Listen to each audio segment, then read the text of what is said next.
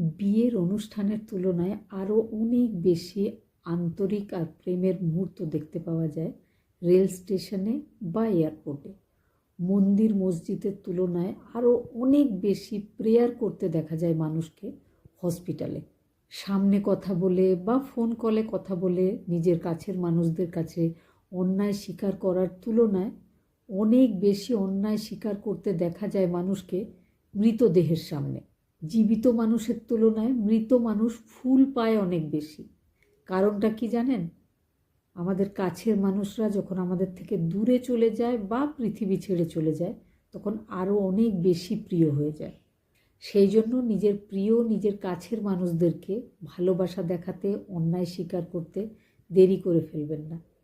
আমরা বা তারা বেঁচে থাকতে থাকতেই কাজগুলো সেরে ফেলবেন, না হলে পরে আফসোস করা ছাড়া আর কোনো উপায় থাকবে না।